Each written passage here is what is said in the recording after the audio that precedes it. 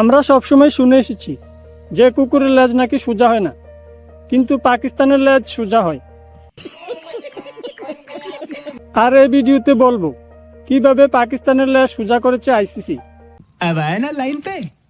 আর ভিডিওতে বিশেষ করে বাংলাদেশিদের বলতে চাই যে দেখো বাংলাদেশ, পাকিস্তান আবার দিয়েছে তো ধোকা।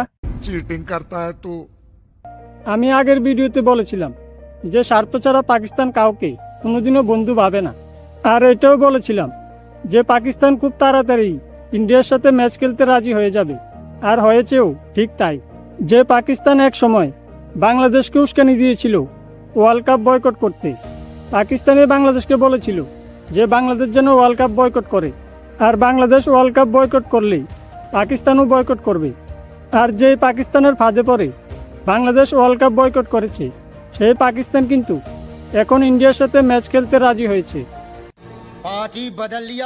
কিছুদিন আগেই পাকিস্তান যে নাটক শুরু করেছিল, তারপর আইসিসি পাকিস্তানকে জানিয়েছে যে পাকিস্তান যদি বয়কট করতে চায় তাহলে শুধু একটা ম্যাচ না, পুরো ওয়ার্ল্ড কাপ যেন বয়কট করে। তারপর থেকে আইসিসি পাকিস্তানের উপর বিভিন্ন রকমভাবে চাপ দিচ্ছিল যে ওয়ার্ল্ড কাপ বয়কট করলেই পাকিস্তানের উপর বিশাল জরিমানা করা হবে।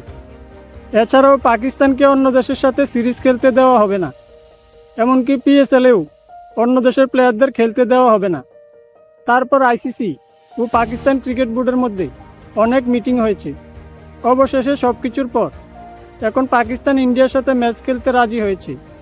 তাহলে এখন প্রশ্ন হলো, পাকিস্তান কেন বাংলাদেশের সাথে এমন করলো? কেন পাকিস্তান বাংলাদেশকে এভাবে চুনা লাগালো? বাংলাদেশের পাবলিক কি এতটাই বোকা যে পাকিস্তানের এই চালটা বুঝতে পারলো না? বাংলাদেশের লোকজন ক্রিকেটকে এত ভালোবাসে, তাদের দল হয়তো কোনোদিনও ওয়ার্ল্ড কাপ জিততে পারেনি, তারপরও বাংলাদেশের লোকেরা তাদের দলকে সবসময় সাপোর্ট করেছে। আর পাকিস্তানের কথা শুনেই শেষ পর্যন্ত বাংলাদেশ ওয়ার্ল্ড কাপ থেকে বাদ পড়েছে। পাকিস্তানের প্রথম বাংলাদেশকে বলেছিল যে তোমরা ভারতের মাটিতে ওয়ার্ল্ড কাপ খেলবে না, আমরা তোমাদের পাশে আছি। তারপর আইসিসি পাকিস্তানকে বলেছে যদি বাংলাদেশের জন্য এতই দরদ থাকে তাহলে পাকিস্তান যেন সরে যায়, পাকিস্তানের পরিবর্তে বাংলাদেশকে সুযোগ দেওয়া হবে। তারপরে পাকিস্তান ভাবতে লাগলো যে বাংলাদেশের জন্য আমরা কেন ওয়ার্ল্ড কাপ থেকে সরে যাব, তার চেয়ে ভালো আমরা ইন্ডিয়ার সাথে ম্যাচটা খেলতে রাজি হয়ে যাই। তবে এখানে পাকিস্তান 15 ফেব্রুয়ারি ইন্ডিয়ার সাথে ম্যাচ খেলার জন্য আইসিসির কাছে দুটি শর্ত রেখেছে। যেমন ইন্ডিয়া পাকিস্তানের ম্যাচ থেকে পাকিস্তান যে রেভিনিউ পেত তার চেয়ে কিছুটা বেশি দিতে হবে। আর দ্বিতীয় শর্ত হলো, পাকিস্তান বলছে যে বছরের জন্য পাকিস্তান আর ইন্ডিয়ার মধ্যে অন্তত একটা বায়োলেটারাল সিরিজ করা হয়।